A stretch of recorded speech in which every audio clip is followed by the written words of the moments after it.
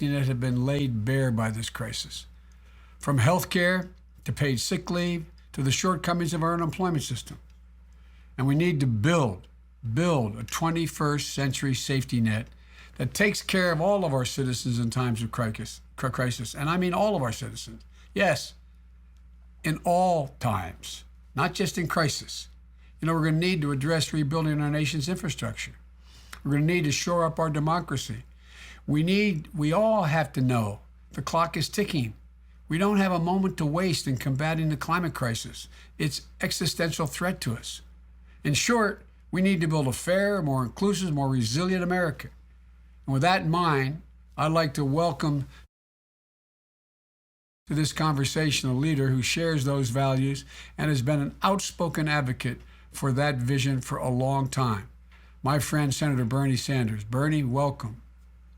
Joe, thank you very much for your remarks, and thank you for welcoming me to your live stream here. As you've indicated, we are living in an unbelievably unprecedented moment. You and I were chatting a few months ago. Not in a million years would we have believed that we would be talking to each other in our respective homes, that we could not, do rallies, that we could not get out of the house.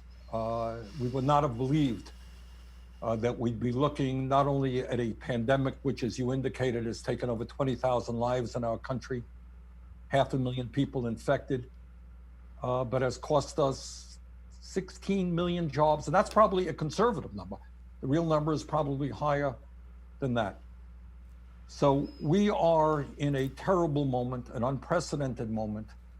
And I know we share the understanding that we've got to go forward right now and out of this in an unprecedented way to address the terrible pain that so many of our fellow Americans are feeling.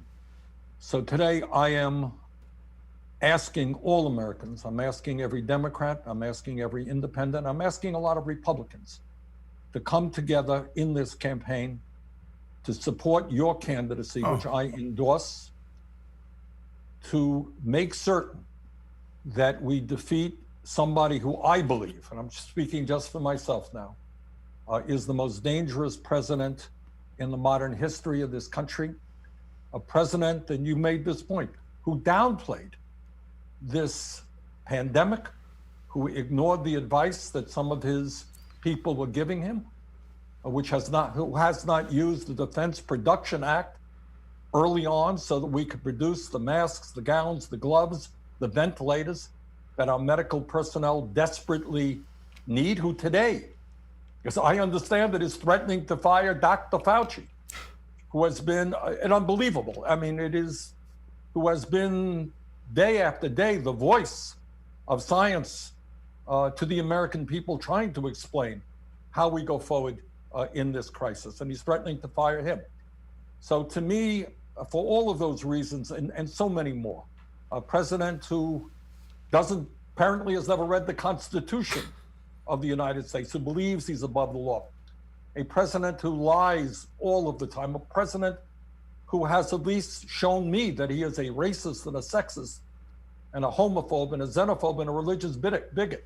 I mean, for all of those reasons or more, we've got to make Trump a one-term president, and we need you in the White House. So I will do all that I can to see that happens, Joe. And I know that there is an enormous responsibility on your shoulders right now.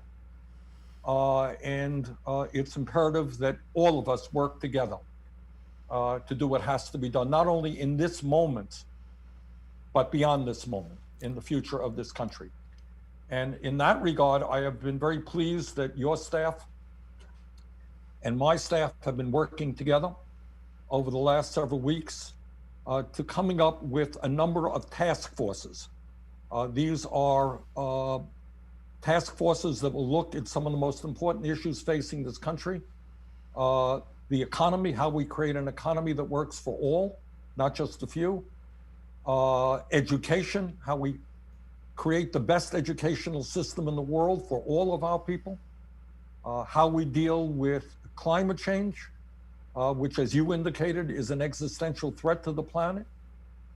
How we deal with criminal justice, because we don't want to continue having more people in jail than any other country on earth, how we deal with immigration reform, and how we have a healthcare system that is so much better than what we have right now. Now, it's no great secret out there, Joe, that you and I have our differences, and we're not going to paper them over. That's real.